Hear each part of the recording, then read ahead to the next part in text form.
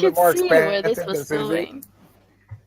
going. What was your point that we as ENTPs are value and are but it takes a little bit of work to use TI, and we are pretty good at TE, but we don't like it. That's the primary point, but also that the TE aspect of this thing, the 6 aspect of things, is a good element for optimization because if you metacognate about your 6 function, you'll be able to use it more effectively without it being so weirdly. Hold on. When you say metacognate, you mean think about it more? Well, I mean, can see both its nature more clearly. Yeah, I think about it more what it is, but also devise some sort of approach to doing I it. don't agree with you. That sounds like a cop-out. The way to get better at doing shit is to think about doing shit so that you don't have to do shit. No, because I am better at it because I've thought about it. For example,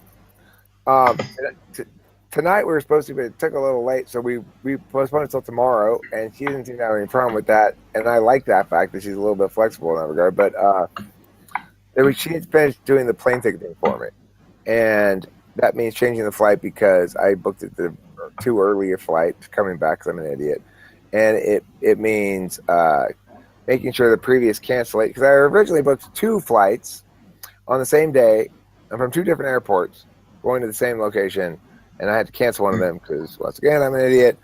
And then at that point I handed it over to her, but then she had something. She was having a death in the family and wasn't sure if she was going to be able to at the funeral when the funeral was going to be. It's her grandfather is like 90-something years old, and so that's delayed our finalization of this. But this is very TE of me. I understand what the specific thing needs to be accomplished is, and am sort of managing the you need to do this then. And she's saying, well, what is the next thing? And I say, okay, I know what the next steps are, and they're very concretely laid out in my head, and they're very small steps. They're things like a single flyer that structures the summer program first as an option where people can lock down the slots themselves. They put together their own small group at a reduced rate and stuff like that. It's a simple idea, and it's a one flyer thing. It's like, that's good TE because normally I would overthink that shit and do too much stuff. Okay, but when you TE... No, but with her, it'll do it. When you TE only the first part, and you only have the idea and this filtering, all you're doing is NEing and TIing. No, you're but not actually TEing. But I don't just have those things. First of all, keep in mind, I've launched these sort of products many times before, and I understand how I've launched them badly in the past, and I'm adjusting to structure this one to launch it more easily, have it be more easily conceived of by. Right, but look, the point is, we also have a planned day to deal with it. As soon as we're done with the flight thing, I told her that I sent her a message today that said, here's prospective parents, Molly, 4th and 5th graders. I have to follow up with them by Friday, which means we need to have this launch thing done. And she started asking me questions about how to do the launch thing. I said, I know what these steps are that we need to go through, and they're pretty simple, and we can do it this week. But I need to finish the ticket thing first because there's no point in talking about that until we get that shit locked down. And so that's good TE as well, knowing when not to talk about it any further. The fact that I've deliberated all this shit out of my head is an example of TI cognition around a TE resistance in order to make TE more effective and cause me less hassles. Me and Suze agree with you. What do you say? You disagree? I'm defaulting because you're more passionate about it, and I'm sort of in that kind of I'm tired phase. However, I still think you're wrong. Well, I mean, TE. Here's a good example of how we can understand TE. Is I have 2 particular ways of launching a summer program. One is to put together the whole schedule first and launch it. The second approach is to modular out the components. So I've got one component that is easiest for me to delegate out to the buying public. Never mind. I legitimately agree with you now. Delegation is super TE. Yeah. So, I mean, I think that comes from consciously trying to understand what it means when you say things to me like, you got bad TE, Eric. What does that mean? I spend a lot of time thinking about it, then going, well, what exactly is it? And how do I determine what's the metric by which I determine good TE? And the answer is, don't get bogged down in your fucking nonsense, Eric. Do what you know works. Keep it simple. Keep ideas one thing concept instead of like mishmashes of, and this will appeal to these people, and this will appeal to those people. And that doesn't work. You know, it makes You're still TEing from kind of a TI standpoint, but yeah. I get it's close enough. We'll call it middle ground because TE certainly is like, come on, and you're gonna do this part, and I'm gonna do this part, and we're all gonna do this part, and we're all gonna have clean gutters after we're done cleaning the gutters. Well, right, but you see, I guess what I'm saying is, for me to be able to effectively use it, I have to break it down into singular, holistic things as possible that have specific concrete impacts under a specific concrete framework. And if I don't do that, then my TE starts spiraling off into any. And so it's really about winnowing away the extra stuff. The fact that I have to do all the extra stuff anyway in my head is true still. It doesn't mean I'm not TIing. It just means that at the end of the day, I have a clear, concrete course of action that is not going to change. So it's determinate. That's important.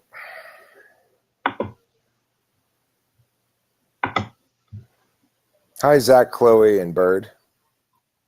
Hello. What's been going on in here? I think that trying to get everyone to agree on the definition of something that you're doing while or after you've done it is TE. Oh, I want to start a new video. We were making a video, but I forgot we were making it. But I have a great idea for a video I wanted to do, which is to explain something here. Hi, friends. Host Eric here, talking with famous people, and I wanted to explain an idea that I had in the car today about how come debate coaching is the perfect job in general for an ENTP, and the reasons are as follows. So it has to do with FE and FI. One thing I know I like a lot is winning. There's no uncertainty about that. In a zero-sum competition, FI is clear. Winning good, losing bad. There's no disputing that. FI doesn't have to do any work, and the positive feelings I get from winning are totally legitimate and understandable and reasonable, and nobody can say, and I don't make any decisions based on them either. They may motivate me, but I'm not saying, okay, I feel good now because I won, so therefore I'm going to join the Navy. No, Eric, that's a bad decision. Don't trust your feelings. Well, those are feelings I can trust. I feel good because I won. It makes me want to try to win again. I feel bad because I lost. It makes me not want to lose again. I can trust those feelings to not lead me astray. Okay, so that's one part of why being a debate coach is the best job for me. The second one, FE is an important part of debate coaching in the sense that I have to concern myself with the debaters doing the FE well. However, FE itself is not ever coming into conflict with the argumentation. So it's not like somebody goes, I say, okay, debaters, pretend like, show perceptual dominance, act like you won the round, act like it's clear as day, even if you think you're losing it or whatever. That's an FE instruction. But what doesn't happen is that the arguments are preferred or made just on FE merits. So because also TI always wins because we're not actually arguing to see who's right about something. We're arguing to see who's better at arguing. So TI always wins. And because the outcome is really clear, that this is the goal I'm trying to have, which is to win, TE has a clear framework in which to operate. So coaching debate allows me to make manifest as TE all the TI I want without ever prioritizing FE as an argument while still allowing me to use all FE skills to my advantage to the extent that it meets the TE goal, while not prioritizing it as a value because it's never going to come in conflict with TI. Concurrently, my dominant function, NE, is the improvisational and idea function, and since it's combined with TI, it's tailor-made to parse out ideas and argumentation in the way the debate does. Lastly, because I debate that style, NE, argumentation, improvisation with TI, ideation on the fly, my weak SI doesn't fucking matter at all. And so as a consequence, my SE is freed up to do little bits of things that are pre-planned, decided 5 seconds before I do them, and still be effective. That's why debate coaching is the best job for an ENTP. No questions, Your Honor. Starts with the Fs. Starts with the FI. You've adequately justified the archetype of the debater, right? Yeah, I appreciate the confirmation of the notions here, but the one idea that struck me as particularly of note in the car was, one of the main reasons is probably because FI finally gets to do its job perfectly every time. It never leads me astray, and it's relevant, and I get to feel things clearly. Like fuck yeah, I won is a really clear feeling. I get that feeling. I know what that is. And oh my God, we were so close and I lost. I know what that feeling is. I understand it clearly. And I think that those things are important reasons as well. They probably are not considered very much when you think about why an EHP might want to be a debate coach. Any closing comments from anybody? You got it. Cool. Front to Thanks, back. everybody. And don't forget to eat plenty of cheese.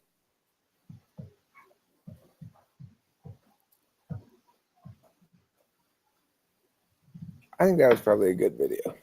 I'm going to upload that one right now.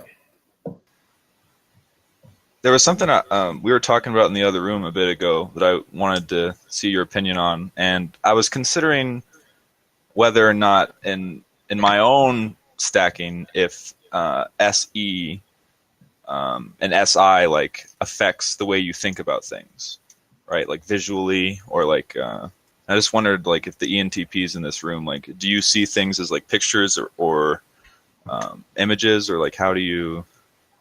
I'm just trying to parse out if SE and SI can like. Taylor, you want to handle that first while I TE this shit? I mean, yeah. I suppose it depends on what we're talking about. Most things are narrated more than visualized. Okay. Yeah, so for me, like, because I was thinking about, I'm trying to figure out how I use SI, more like, just thinking about it more, and I was considering the idea that's because I think about things in like 3-dimensional objects. I move them around, rotate them, like push them through time. Oh, well, yeah, concepts for sure. But it's always like a 3-dimensional object, and I've heard that other people, like, they see pictures, or it's all sounds, or it's just all auditory, or it's all language, and I also have like auditory stuff going on. But I was wondering if you guys thought that those things can be mapped to like. I mean, I think that yes, I think that is probably a degree of how difficult the topic is, or how taxing mentally. I'd say the easiest things are just sort of narrated or orated in your own head. The hardest things get sort of turned into a 3D object that you model and roll around. So I think that in the middle would be a picture. Okay. So at the easiest, I'm only hearing the thoughts because it's easy enough that I can still be visually in the world around me. Intermediate, I've got to have a picture of it in my head, but I don't need to be preoccupied with it. Harder things, I'm actually holding the idea first and foremost, kind of visually and mentally, and so it's taking. When you're doing that, do you find yourself basically like not aware of your surroundings if you're getting to the point where you're visualizing like something in 3 dimensions and doing all that? Yes. Yeah, that's kind of how it is for me too, a little bit. Yeah.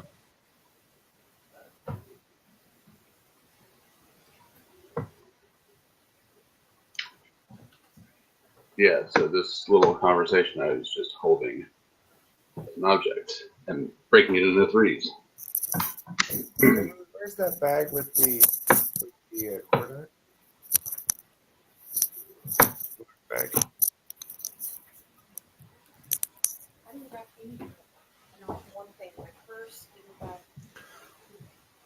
I guess because people try and say that like since introverted sensing has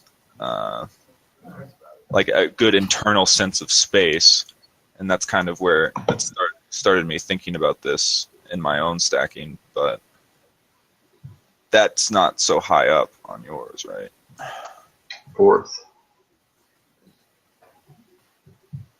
Yeah. Okay. Well, that could still work.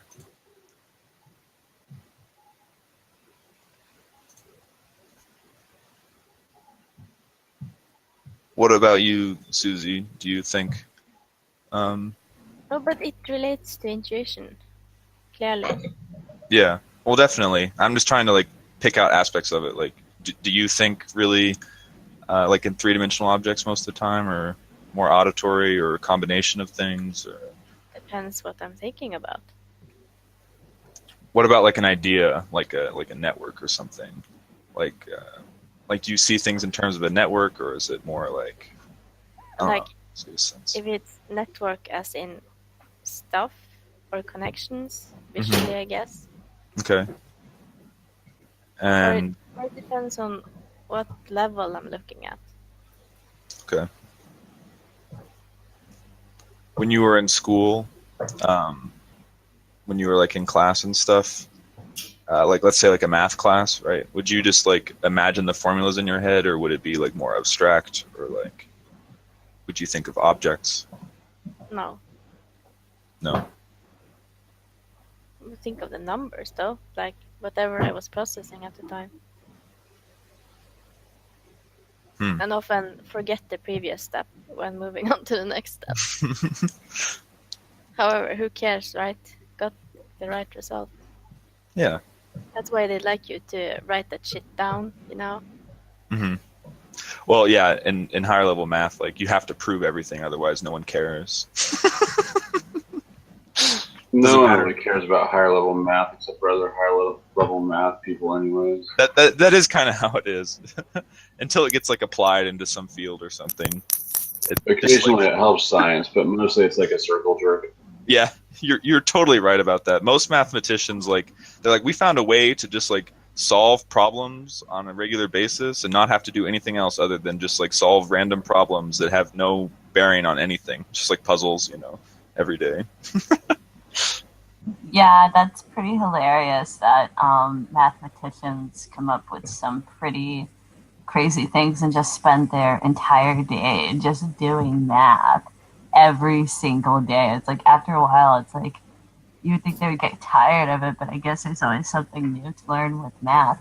They typically just like the puzzle of it, and at the higher levels, it's a very creative experience, right? Because they just basically they invent systems and improve things within systems that they invented, So Yeah. they enjoy doing that.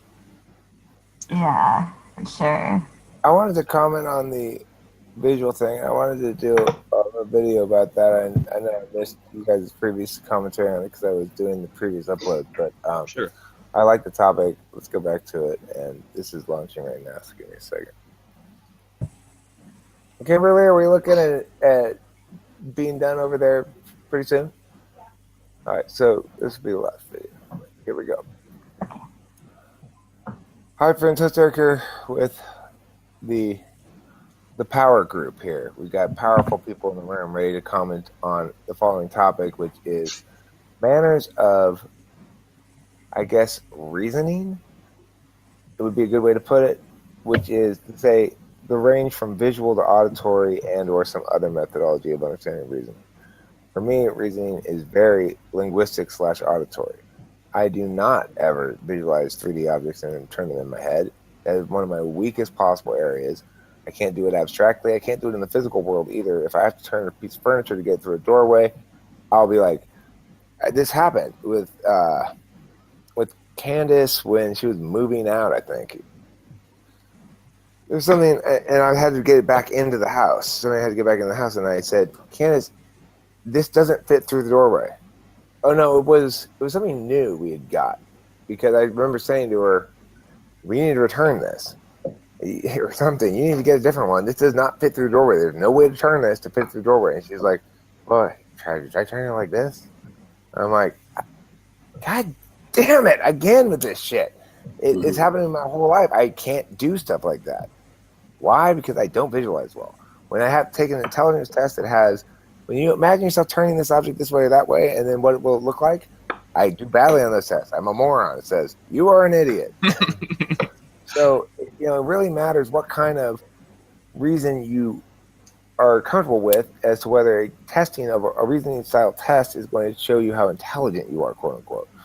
I do really well on verbal reasoning tests, and I've got very strong auditory processing skills. I've got excellent pitch musically, and I have the equivalent thing with audio. When I'm falling asleep, sometimes I can hear fully orchestrated songs in my head playing like magically, and unlike when I'm awake, I can hear the whole continuing on while isolating individual parts, listening to them all in my head.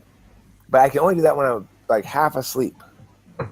Now that you mentioned that music thing, that's something I do too. But my primary mode, and for people that are watching, I'm an INTP. The primary mode, if it matters, right? It seems like it probably doesn't.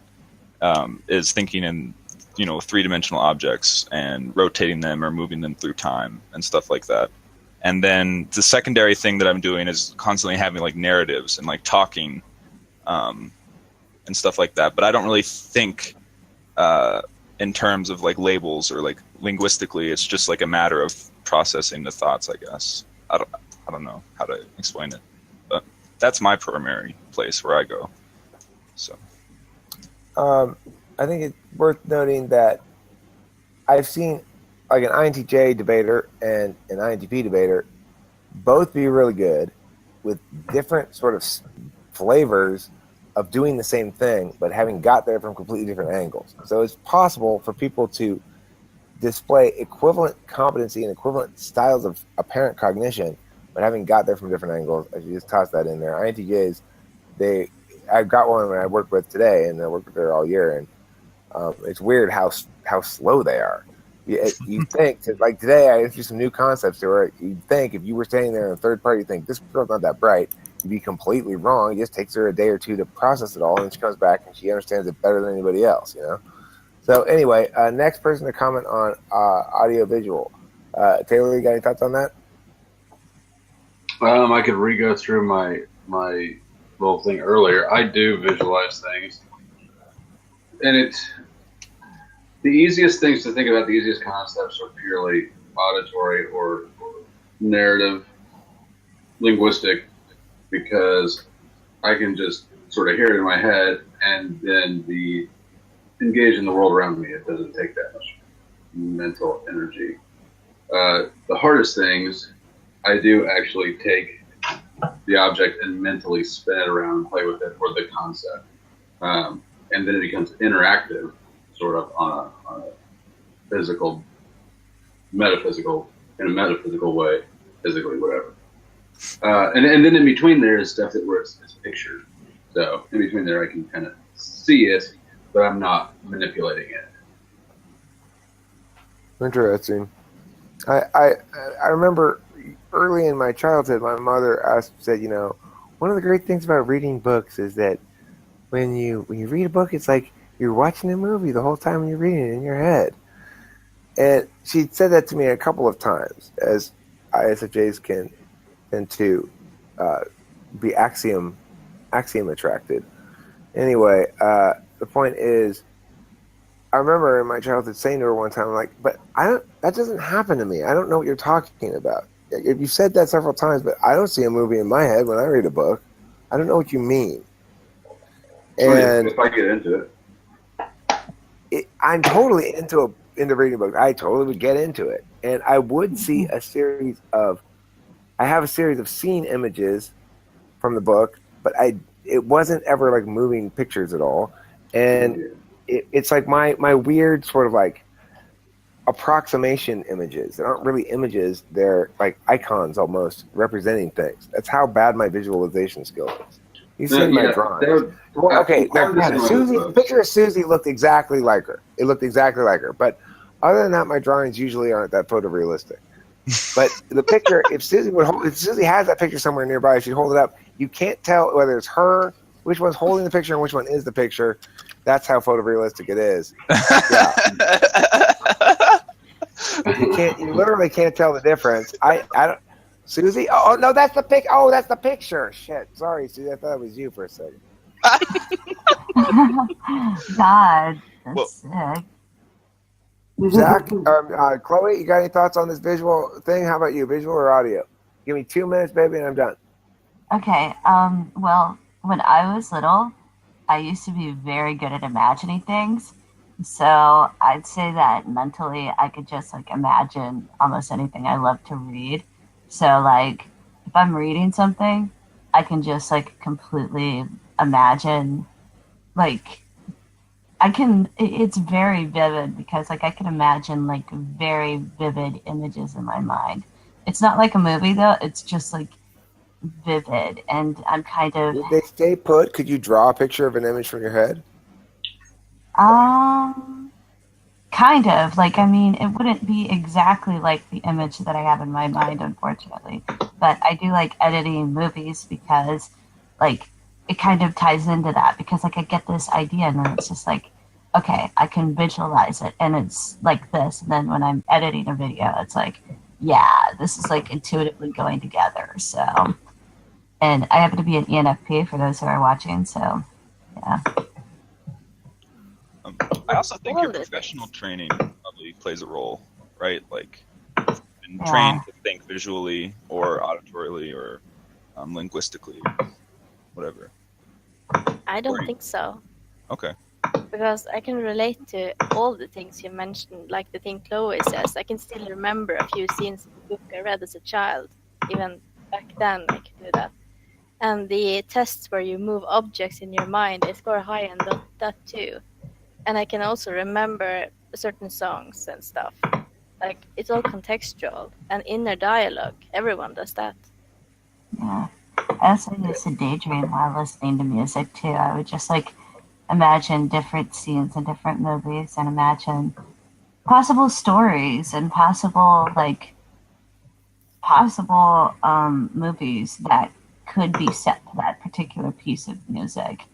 But hold on, let me interject this thought before I get draws to a closing bell. But think about the troll question. Think about the way Mega Bro first answering it. He had a whiteboard and he drew a picture of the river and the objects and dealt with it that way. That's somebody who's a visual thinker. Whereas me, I immediately try to pin the storyteller down if I were going to approach it because it's a narrative exercise for me. Anyway, that's the only thought I have. I got to go because Kimberly just. This is the image that is coming in my head when Chloe talks under that blanket. This is It's been in my head all fucking ever since she came in here with that blanket. Oh, that I'm image. glad we got that joke in. I'm glad we got the joke in before I push stop. Thanks for watching. Don't forget to eat plenty of cheese. Good night, everybody. All right. See you guys. Thanks for being here. Bye. Susie, I think you're right. It is contextualized because I can relate to aspects of everything everyone said. I guess it's just that like I favor visually so much more than everything else that it dominates my mind space. But I also learn a lot of chemistry and physics and math, and like it's all about creating objects in the head and stuff. So I feel like maybe it's kind of selective pressures on like neuron formations or something has caused me to think more like in that range. But I can still do the other stuff, I guess. Yeah, and I think Yeah. that like you're Or maybe it's just that I have done all of the things. Yeah, maybe you're just really, really well rounded and. No, and that would be good too. But have you burned all the things? not yet.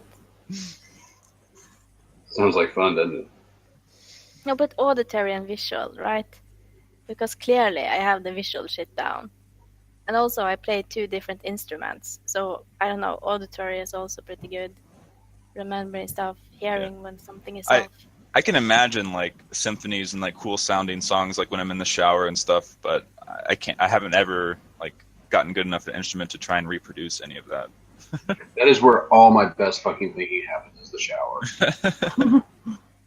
Yeah. Like when I'm in the shower, I just like imagine so many things. Or do you ever get into like debates with yourself because like you get into an imaginary argument with somebody in the shower, and then I do that you all the just time, get just very walking places.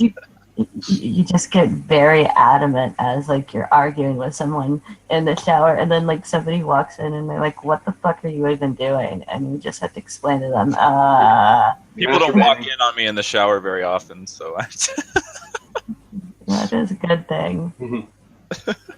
Me neither. If they do, they get fucked. Literally. Sometimes I'll be walking. I'm so engrossed in thought, like on some imagining some scenario that's like, you know, it's really computationally intensive because I'm like imagining people and like an entire place, you know, and it's like a whole scenario, almost like a dream, but like a waking dream, right? Not quite as extreme as that, but I'll like forget where I'm going. I'll just like be walking one direction like way too long and be like, oh. Okay, it's like it's like my automatic brain takes over because all my cognition is like tied up, like thinking about something. Or I think that's really interesting. Automatic Brain sounds like an awesome album. Like it's like automatic brain. The heavy metal album of 2017. Automatic Brain. Yeah. That could be something. Like we could do something with it. I could like design the thing. But going back to what you said, work skull fucking into it. Skull. Yeah. Oh my god. But no, like going back to what you said about how certain fields maybe like pressure you into stuff. Like I don't know. I was in art classes a lot, so maybe that influenced me. And I also was in a graphic design program too. Yeah, that could probably change things, or change the way you prefer to think, depending. Yeah. Artists have a very elitist culture. Artists have a very elitist culture that makes them starve. Not necessarily. It depends as to how you do it, and it depends as to how you market yourself. If you're good at marketing yourself and you cut the shit and actually do it instead of like, you know, having this money. Yeah, like you just like stop having this idealistic attitude of, oh well, I'm an artist, but I want to make art that only I like, and I don't want to put myself out there. Then it's like you're not going to make money doing it. You got to have laws, and you got to put yourself out there. Kit Kat the other day was talking about this subject about how she thinks, and she is able to apparently kind of just like close her eyes and like visualize an environment and then all the sensations that she would feel there. So like touch, smell, like, and, you know, the visual feedback and like all at once. And I was like, man, and she said it's like really, really visceral and detailed. Like of all the people I've talked to on here, I think Kit Kat must have the most vivid and controllable imagination. And it shows in her art too, because she's gotten really good at like taking that and placing it in her artwork. Sounds pretty epic. Yeah. Yeah, people, I mean... Wait, so... Oh. Yeah, lucid dreaming. I mean, that's another topic we've had before, where I lucid dream on occasion. I can't really force myself to do it, though. I don't really dream. Yeah, same. I used to have vivid dreams, but then it stopped. Too much pot is what Magnus says, Taylor. Yeah. Oh, sure. I'll take it. Probably more generous than the truth. I've heard a lot of, just, evidence from people saying that when they smoke weed, they don't dream as much. So there might be something to that, but I don't know if that's ever been like... Well, it makes me dream in digital because it's better than nothing. Who knows the song? You're all babies.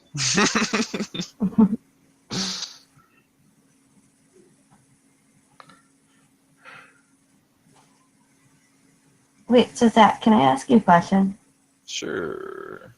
Well, Sue said something about the fact that INTPs seem like they're nice, but they're not like nice at all. And I have to ask, Can you verify that? What did I say? Can I verify What that the I'm? fuck? Are you actually an asshole? Can I ask you this question? No. Oh, I'm sorry. No, I wasn't trying No, to say no. that. Chloe, I Chloe, wasn't it's trying to fine. say It's fine. I that. know. I'm just kidding. Oh. No. He's just pretending to be nice. I'm just Okay. pretending to be nice now, Chloe. No. I think it just depends on the INTP and their experiences, and certain ones will like different people. Not all of them are going to be willing to show it though when they dislike someone, right? Some are more How's fighty that than for others. not answered? What? How's that for no answer, Chloe? That is so confusing. So, like, if I can confirm or deny, like, there's some people, like, I used to dislike people more, but actually learning about cognitive functions and stuff has made me not as, I might still kind of be like, this is frustrating, but at least I understand where the other person's coming from, most of the time. Most of the time. Yeah. I at least have some idea now. So I'm not nearly as willing to dislike someone as I used to be, I suppose. I think I'm the same way, but when I do decide that I don't like someone, it's like fucking irredeemable at that point. Well, that's how I am too. Like, if it gets to a point where I've decided that, like, I have like a long rope with almost everybody, but once they've gotten to the end of it, there's no going back usually. It's like once they've reached like the threshold of like negative experiences, then there's no coming back from that. It's like totalistic almost. But See, I have a pretty long fuse on that kind of thing. So. I knew one INTP, and I don't know. I guess the thing is that, like, things started getting like really toxic in our relationship, kind of, in an interaction, because just like, yeah, and so I pulled a lot of shit, but it was weird because, like, I found out that he was like saying stuff that was like really mean and nasty behind my back, and so then I was upset by that. So then, shit happened, but at the time, like, we had like a relationship and But shit. Chloe, So. what was it that I had said? Oh, the thing that you said one time was that INTPs seem like they're nice, but they're not really nice at all. No, that cannot have been the words I was using. It wasn't like that verbatim, but it was something like that. She would not have been sloppy enough to say something like that. I don't remember it exactly. I'm not trying to, like, I'm not trying to say You're gonna something make that the world burn. I don't want to. No, we don't. I think, Chloe, I think you just. There must be a misunderstanding. We know that you don't mean any harm. You're like, you always. It's just that, like, sometimes you phrase things. It could be interpreted that way, but we know you well enough now that we know that you don't mean anything bad by any of your questions or anything. So don't worry about it. Yeah, but maybe I need to What are improve you on that. apologizing for, Zach? I didn't hear her apologizing. I'm sorry. Oh, God wow. damn it. You're supposed to not apologize then when I did that. Chloe, you're supposed to tell Zach that he's an asshole. Yeah. Oh, that's mean. Well, Do that. But I still try to find out what the fuck I said. Because that cannot have been it. watch all the videos. Go through all the raw footage and find it. No, I don't. I think it was something along the lines of, you guys seem like you're nice, but it's not like. No, we can was it we can the thing pretend to be about the- nice, I guess, if we need to be. Shut up, Zach. Was it the thing I said about you were being noisy and I was the only one telling you were noisy? No, this was like much longer ago. Just chill out, Suze. Don't worry about it. Just start thinking about it. Yeah, I think it's just that I think I misunderstood what you were trying to talk about. Maybe. You probably said it, but it doesn't matter. Just relax your brain. I think most INTPs are pretty neutral in the start until you show some kind of quality. Well, they'll fight you over how much they don't care. Hmm. Agree.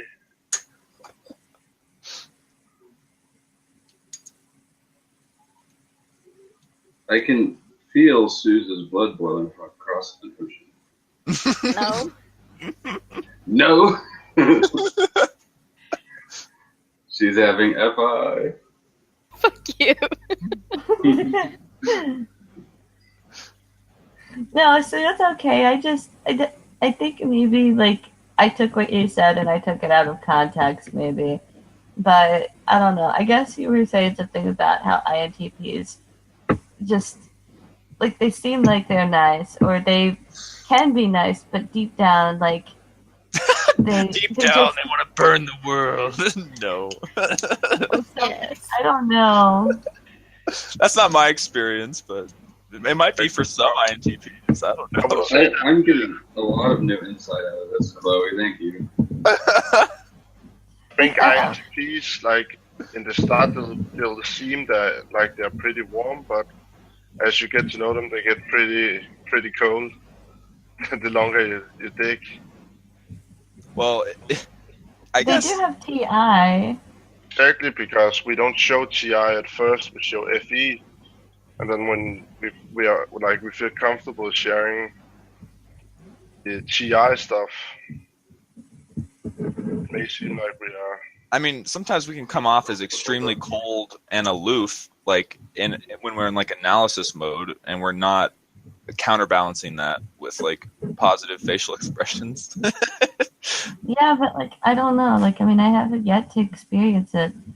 Like whenever I mean, they're like, if an INTP is pissed at you, they'll forge their words into weapons and just fucking cut you to pieces. But like, it's hard to get us pissed. But you have to be operating at a certain TI level to catch that you're getting cut. Yeah. yeah, I have, well, I don't need to bring, obviously the three people I'm talking about up again, but I have more trouble insulting stupid people. And I'm not even an INTP. I don't know. Just like there was this one INTP, and he was kind of a player, and then like he turned to me and was like, like we met online, and then he was just like, okay, I want to meet you in real life. What would you imagine? Like he was just like throwing that out there. So I did a background check, and it showed like he freaked out. He went around and said that I was crazy for doing the background check. Well, And it was like, yeah. I can see why he might feel uncomfortable. It's like someone did a background check on you. Like, I don't Maybe know. you're just crazy. Did the background check turn up anything, by the way? I mean, it showed somebody else's information, said that he was married, and he had That's what I like would say too. 30 different court cases. And I was just like, okay, I was kind of confrontational about it. I was like, yeah, I found out about this. And he was just like, what the fuck? And then he freaked out. I see, because I could see why he might be upset, right? Because it was this like huge thing. It's like might have like violated like the sense of like trust. It was like you don't trust him is like implied by the fact that you did a background check on him, right? Yeah, Also, but, like, because he's in a whole bunch of court cases and he's married, but he just said that that was a different guy with the same name, and you bought it. Maybe. no, I researched into it, and then I found out that it was actually a different guy's information that was showing up. So, So you confront him about it, and then you found that out? He yeah. provided Oh, references. God. His best friend swore it, yeah. Oh, that sounds like a disaster. Oh my gosh. And so shit just kept hitting the fan. And then, like, he told me about this girl that he went out to meet. And he was like, but whatever you do, don't talk to this girl. Well, since he was being a dick at that time, I was like, okay, you know what? Fuck you. I'm going to break the rules you just told me to do. So I talked to her, and I was just like, and then okay. This turned out to be an incredible clusterfuck of a thing. But, That's a good word. Clusterfuck. I love Yeah. clusterfuck. I use it all the time. it was a clusterfuck of a thing because I told her about the thing that I did of the background check, but then I was just like, Yeah, but it's bullshit. And I clearly stated to her that it was bullshit. So then what happened was she confronted him about it, but she acted like it was a matter of fact. Well, all I have to say, Chloe, is that could have all easily been avoided. Sounds like.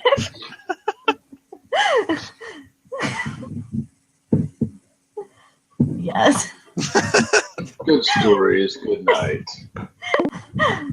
And like I was really upset when that happened. And now I just am laughing about it because it was stupid. You're muted, Susie.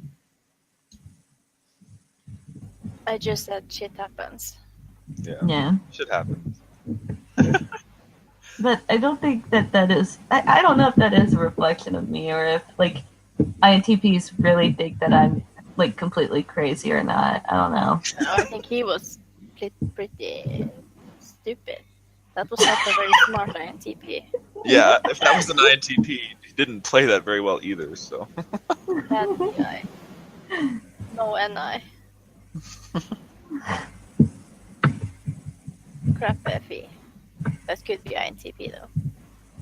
I don't know. He was very confident about being an INTP, but every time I talked to him, he was always like complaining about relationship problems and stuff. Being very I mean, self-serving. some people read the description of INTP and they think it makes them seem like really smart or something, you know. Actually, like I read somewhere that the most INTP mistypes are actually ISFJs in the start, because they resemble each other on a surface level, but when you dig deeper, you see the difference. But I don't really know if I have identified many ISFPs in my life. Well, he also was very big on talking about pickup artists, and he was like very proud of the fact that he was attempting to be a pickup artist, and he bragged about the women that he was with and shit, and it was just like, you're an idiot, dude. Like, it was hilarious. ESFP. Yeah. I don't think that doesn't sound INTP-ish from what I know. Bragging about relationships, like I would totally puke if somebody bragged about like who they fucked and shit. Like I would be like, who the fuck cares, dude? When I met him, like we were in an MBTI group chat, and he was like talking about every time he was in the group chat, he kept talking about how he was sexting other women, and I'm just like, well, I mean, you know, INTPs can do that kind of thing, but it probably wouldn't be like their primary mode of like discussion or whatever. I think that it would be like, to be sarcastic or like in a fun manner. I wouldn't do it like serious, like.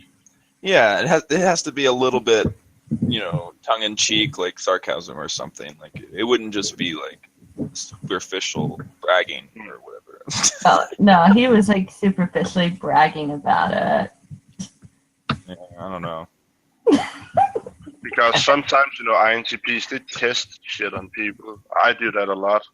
And people actually think I'm serious about it, or that's like part of who I am, even though I was just, kind of testing something. It's like people like you, Chloe, that take things like really on face value. Like when people say things, like I've noticed this about you, is you take it at face value. And as a consequence, like when I'm like being sarcastic or something, like sometimes you just like can't tell, which is fine. It's just that like that can happen. I think that's something like that's part of sex thinking. Like that's the way he thinks, instead of separating it from his real personality, I guess. No. But I guess like I do that way too often, where I'll say something where I mean it in a sarcastic manner, but people don't pick up on it, and then later I found out that people actually took that seriously. I was like, really? That's like you took that seriously? No, I was totally kidding, man. Like it wasn't something like I meant. Yeah, and you also have the thing where their face just go, what the fuck? Yeah. When you can usually tell on their face if they're taking you seriously or not, because it's like they're like, what? They're like, what the fuck? Like and I feel like I'm joking, like, come on. Yeah. Sometimes, that's the funny part about not saying it's a joke, just let it stir a little bit. Yeah. Hold on to that for a good few more seconds than you normally would, and just Yeah, just continue like nothing happened and be like, oh yeah, by the way, I was kidding about it. Yeah. It's fun around new people. Once they get used to it, they're just like, oh, he's fucking joking around again. Yeah, always do that with new people. When people get to know me, it's not fun because people know what I'm doing. Yeah, I have a cousin who I think is an INTP, and like he gets it. Like sometimes people can't tell if he's being serious or joking because either way, like his voice intonation is always the same in both contexts. So Yeah, I tried that with a doctor once, like a new doctor I had. She didn't get my sarcasm, and that was a really bad decision. I should not do that with a doctor ever again. oh, what happened? Like what was Well, the situation? Like, I was kind of like, I don't remember exactly, but I went in there because I wanted to deal with like gut issues or whatever, but also on my chart was some like anxiety, other stuff, Mhm. and I just went in there kind of like making jokes and stuff about how like, we should take an evidence-based approach, but I was kind of like, I didn't want to come off as like abrasive or whatever, so I was like kind of joking and stuff, and I don't know, she just like took everything really seriously, and she got pissed, like she thought that I wasn't taking her seriously and didn't respect her authority or whatever, and like Oh, and I was like, I mean, I'm just joking around, like, you don't have to, and then I kind of started getting mad, and then things fell apart because Yeah, I do that too. Where I get mad at people that they assume that that was a real statement, a truthful statement. I was like, I'm fucking kidding, man. And then they think like it's actually serious. Bad combo. yeah, and well, then she started trying to say like, we need to get you some like anti-anxiety drugs, like, and I was like, I came here for stomach problems, fuck off, like, what? Probably an ISTJ or something. Yeah, something like that. oh my God. It's funny Oh, how my like God. I've noticed with SJs, it's so easy to do that shit, like where you make sarcastic comments, but you kind of play with them, right? They don't know you're being sarcastic.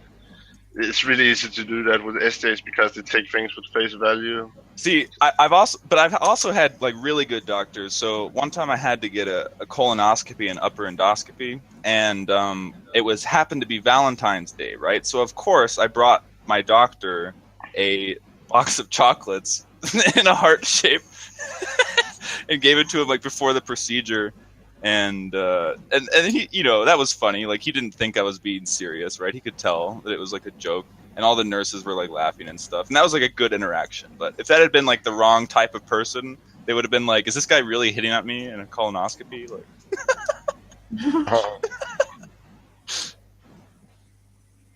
Yeah.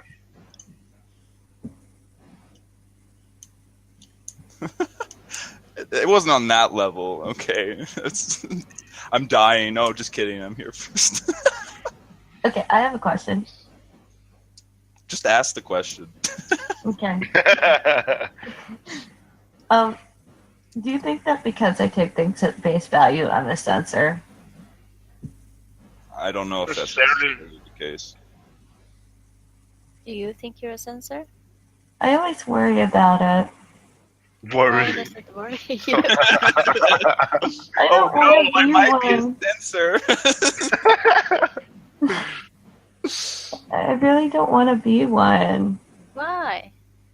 because, like, there's such a Actually, bad shit.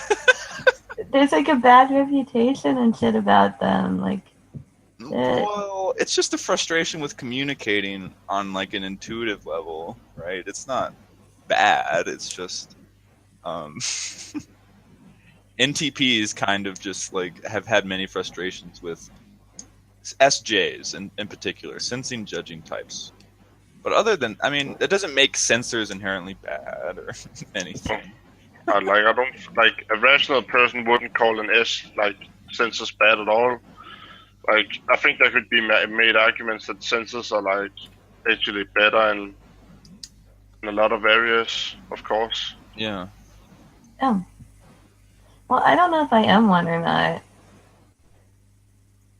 Like for example, what I kind of I wouldn't call it admire, but I would say that the way census kind of live and think of life is kind of worry free in a way. Like they don't think too much about what they're gonna do next, right? Yeah. Just like they're just kind of in the moment, which is something I rarely experience unless I'm drunk or something.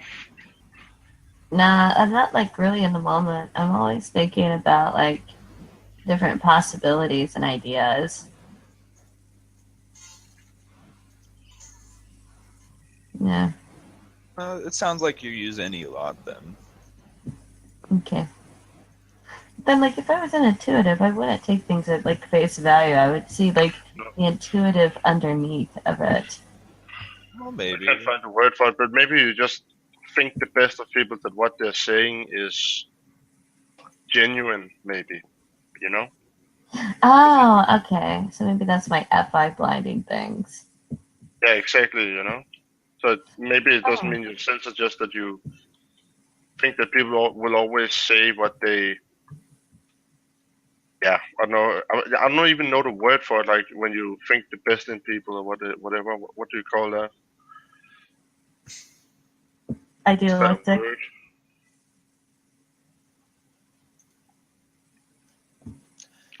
Did you always think that people have the best interest in your, I don't know, emotional state or whatever? So when they actually say something, I guess, kind of cruel, you think like it is something they actually mean.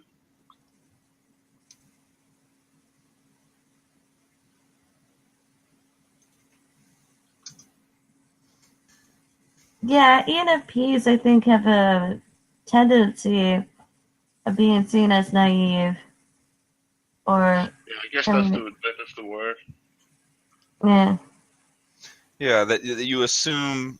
I mean, that's also something that people find endearing about you, right? This is like earlier today. I think people we were talking about you earlier, and but generally it was positive, right? The endearing thing that we find about you is that you are so genuine, and that you like see the good in everything, and then when people like aren't that way, you like get really upset, and like you don't try and do like evil things, right?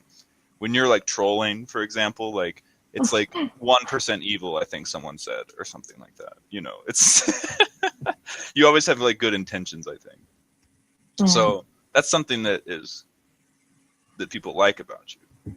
So Yeah, but it could always it see. could also get you in trouble, I could see. So Yeah, I've been warned about my own naivety because, and I've experienced the ramifications that go with my own naivety too.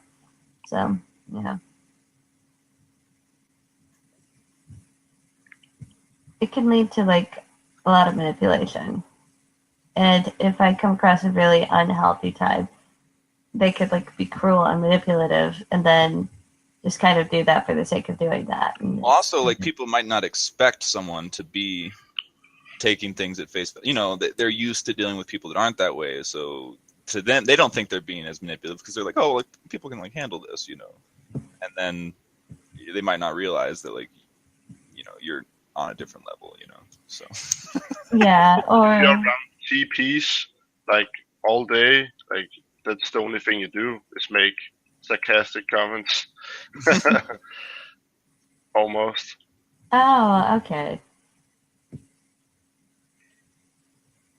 I know this one girl, and I think that she claims to be an ENFP, but I think she's an ESFP because she's always like bragging about the different guys that she has in her life, and she always gets upset. And then, like when she's upset, she becomes a bear. Funny how some people will brag about relying on other people to be happy. But I find that quality to be negative. I guess. I agree because I people rely on are myself. fickle. Yeah. You got to really trust people if you're going to rely on them for your happiness. Exactly. Yep. Which is like an ESFP thing, I guess, in a way.